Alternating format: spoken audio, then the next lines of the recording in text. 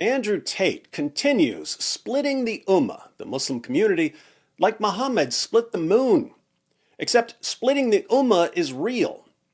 Andrew Tate is somehow able to cause division even while he's in jail. It seems that Top G entered Islam with a giant crowbar made of pure narcissism, and he started ripping the Ummah apart. Somebody give that man a Bugatti. Now, when I say that the Tater is causing division, I mean that there are, on the one hand, Muslims who absolutely idolize him and think that he's a great influence on young Muslims, and on the other hand, Muslims who think he's a total scumbag and a terrible influence on young Muslims. If you're a Muslim who thinks Top G is bad for Islam, then you're probably concerned about how quickly young Muslims are falling for Tate's manipulation tactics. I read a tweet from one Muslim who said that seeing so many of his fellow Muslims idolizing Tate has convinced him that they'll follow the Dajjal, the Islamic Antichrist. He tweeted, "Seeing how Muslim men are treating Andrew Tate, I have no doubt we will follow Dajjal, as long as he's extremely misogynistic and markets himself as a Muslim." Extreme misogyny and reciting the Shahada. It's a recipe for millions of fans overnight. So, some Muslims who are concerned about Tate's influence are offering advice to young Muslims, trying to convince them to think twice before broadcasting their support for Tate and his views. One point I hadn't thought of, maybe because I have all sons and no daughters, comes from Asadullah Ali, who points out that these young Tate-supporting Muslims are eventually going to want to get married. These brainwashed Tater Tots are eventually going to have to meet some dads. Here's some advice from Asadullah. This was shared by Sajid Lipham on Twitter. "Let me be frank, as a father of a daughter. In the future, if any brother ever approached me to ask my daughter's hand in marriage, one of the first ways I'd vet them is by looking at their social media behavior." Not a bad idea. If I so much as see comments like, "Women age like milk," "Women are all stupid," "Women are inferior and slaves to men," and "Chad, simp, cuck, etc." on their timeline, I will automatically reject them as low-class filth, and I will tell it to his face before I kick his rectum out the door. Rectum? It nearly killed him. Why? Because no decent father who actually loves their daughter and wants the best for them would have a man talk to his female child that way or perceive her in that light. My daughter is the coolness of my eyes, my love, and everything I am willing to die for. If you so much as look down on her in the slightest, you're neither worthy of her hand nor my presence. And that's the sad reality a lot of these young brothers online will soon face, if they haven't already. Those are some high-quality father instincts from Asadullah Ali. If I had a daughter, I'd have the same reaction if a Tate fan wanted to marry my daughter. I'd say, "Are you kidding? Andrew Tate is your hero and you think you're getting anywhere near my daughter? Let me introduce you to her older brothers, who now know what you look like." So, as much as these young Muslim Tate fans may love running around acting like their webcam pimp idol, they're actually creating some future problems for themselves. Shocker of shockers, here I am once again agreeing with Muslims on something.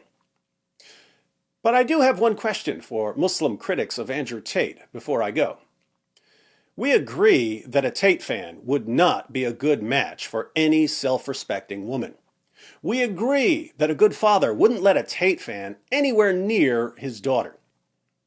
But let's modify the scenario a bit. You Muslim fathers who are watching, suppose it's not a Tate fan who shows up at your door to ask for your daughter's hand in marriage. Let's say your daughter is 6 years old. You just figured out where I'm going with this, didn't you? Let's say you have a 6-year-old daughter, and a man who's more than 50 years old shows up at your door, and he tells you that he had a dream. He had a dream that God was giving your 6-year-old daughter to him. You check the guy's social media pages, and you see some of the things he's written. You see where he said that women are intellectually deficient, and that their testimony is only half as reliable as a man's testimony. You see where he said that most of the inhabitants of hell are women, because women are, by nature, less moral than men. You see where he says that when a man wants sex, a woman has to drop whatever she's doing to pleasure him. You see where he says that if a woman is disobedient, her husband can beat her into submission, even if he has to beat her until her skin turns green.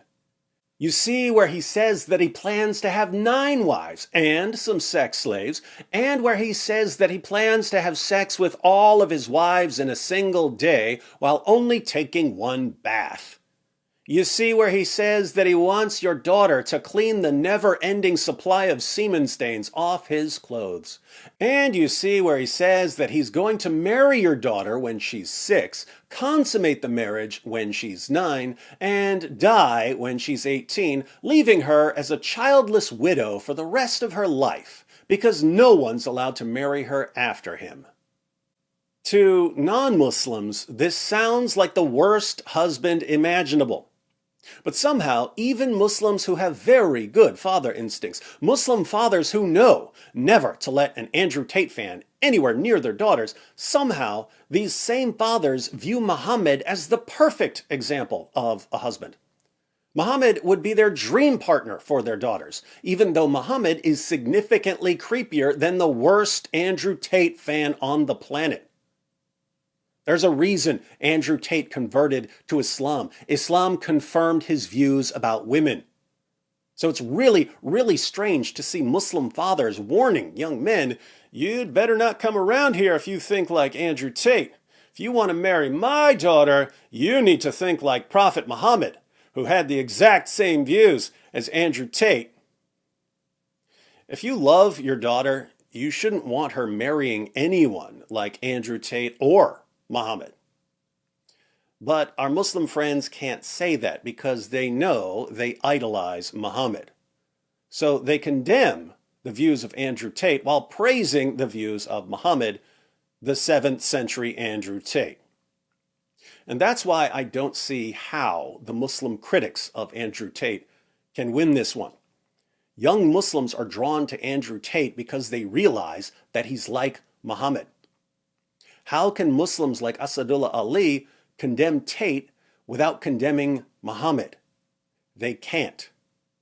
So they can't stop Tate's influence, which means that young Muslims will continue supporting Andrew Tate and that the Tater will continue dividing the Ummah. And if you have a problem with Top G dividing the Ummah, you must be an agent of the Matrix. No Bugattis and no virgins in paradise for you. You died on that. You died on that. You died on that. It just backfired on you. You died on that. You died on that. You died on that. It just backfired on you. This is a part of our religion. There's a reason to it. Yeah?